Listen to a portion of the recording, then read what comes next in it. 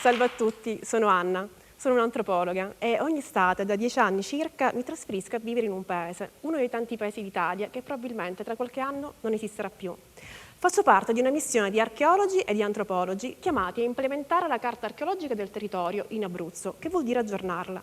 Ma il primo giorno di campo successe qualcosa di inedito. Il professore mi disse: Anna, da quest'anno ti occuperai della parte antropologica, dato che fino a quel momento avevo scavato con i miei colleghi archeologi. Così cominciai a studiare il paese che ci ospitava, Frattura, in Abruzzo. Frattura è un piccolo paese di soli 20 abitanti, sito a 1350 metri di altitudine, completamente isolato. Ha una caratteristica, ha 2 insediamenti, uno completamente diruto, terremotato, dal terribile terremoto della Marsica che nel 1915 fece 30.000 morti in Abruzzo in 30 secondi, e un nuovo insediamento, costruito nel 1940, che era quello che ci ospitava.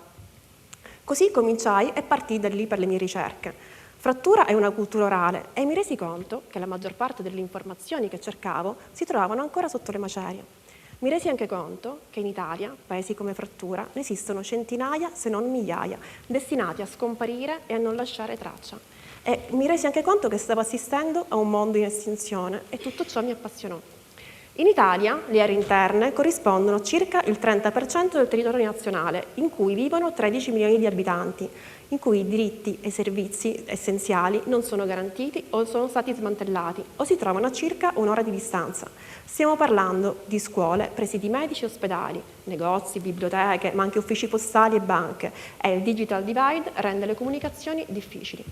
Quando cominciai a occuparmi di questo argomento ero una delle poche in Italia che se ne occupava e mi resi conto che non esisteva documentazione e che l'Accademia e l'Università aveva trascurato questo argomento. Negli ultimi anni abbiamo assistito a un grande trend topic, un grande hype legato ai borghi e ai paesi, che vuol dire che se ne è parlato tanto, perché hanno destato un grande interesse, ma nonostante se ne sia parlato tanto, tuttora noi non sappiamo quali siano le effettive condizioni delle persone che abitano questi luoghi. Durante la pandemia abbiamo assistito al fenomeno del turismo di prossimità, che vuol dire visitare luoghi vicino casa. Complice anche il marketing territoriale che rimanda un'idea luminosa di questi territori, chiamandoli regine del turismo o avamposti di innovazione. Complice anche il fatto che quando parliamo di paesi e borghi è come se fossimo sequestrati dal passato, da un passato nostalgico, di una vita in paese che non abbiamo mai vissuto e che abbiamo solamente ascoltato nei racconti dei nostri genitori e dei nostri nonni. Ma nonostante se ne parli tanto, la vita delle persone non è cambiata e la narrazione di questi luoghi non è realistica. Durante le mie ricerche in giro per l'Italia mi è capitato di visitare anche uno dei borghi più belli, no? Quelli che vediamo in TV la domenica mattina. Così decisi di entrare in una delle tante chiese per scoprire che la mafia locale, l''ndrangheta, aveva completamente derubato, spoliato tutti gli arredamenti interni, trasformando la chiesa in un grande stanzone bianco. Per riabitare questi territori abbiamo bisogno di cura e ricerche situate, ma soprattutto di raccontare tutto e non omettere nulla e dare la voce ai paesani, perché sono loro i primi sociologi. Solo così scopriremo che vivere nei paesi non è semplice e che ogni anno centinaia, se non migliaia di ragazzi e ragazze preferiscono andarsene, determinando quello che è il grande esodo dal sud e dalle aree interne. Perché la garanzia per rimanere a vivere in questi paesi è la garanzia del reddito, di produrlo e di mantenerlo, mentre per chi cerca la possibilità di rimanere a vivere in questi paesi, lavorando e impiantando la propria azienda, dovrà sapere che la maggior parte delle spese grava su chi investe. Sempre durante le mie ricerche sul campo in giro per l'Italia è emerso che nei paesi il welfare sociale lo portano avanti le donne attraverso il lavoro di cura e di accudimento dei parenti, dei familiari anziani e dei figli. Così anche del lavoro domestico. Perché nei paesi esiste ancora una forte impronta patriarcale che costringe le donne all'accudimento coatto dei più fragili. Se hai dei figli, sei costretta a licenziarti, perché nei paesi non esistono asili, ludoteche, né mezzi di trasporto per accompagnarli e anche bambini per farli giocare. Sempre alle donne spetta il lavoro di cura durante la convalescenza dei parenti anziani e anche di accompagnarli dal medico. Se sei una persona anziana sicuramente avrai bisogno di un medico di base e questo in un paese molto piccolo potrebbe non esserci. O addirittura potrebbe scegliere arbitrariamente di non recarsi al lavoro, perché tanto ci abitano pochi abitanti e sa che i paesani sono ricattabili. O addirittura potrebbe rimanere in macchina con il riscaldamento acceso e passare le ricette dal finestrino, mentre fuori all'esterno, in un paese, in inverno, gli anziani fanno la fila. Nei paesi si muore perché l'autoambulanza arriva dopo un'ora. Se sei un adolescente, sei costretto a viaggiare per studiare. Sei fortunato se qualcuno ti accompagna per frequentare i tuoi amici, per andare alle feste, per imparare a suonare uno strumento musicale o per praticare uno sport.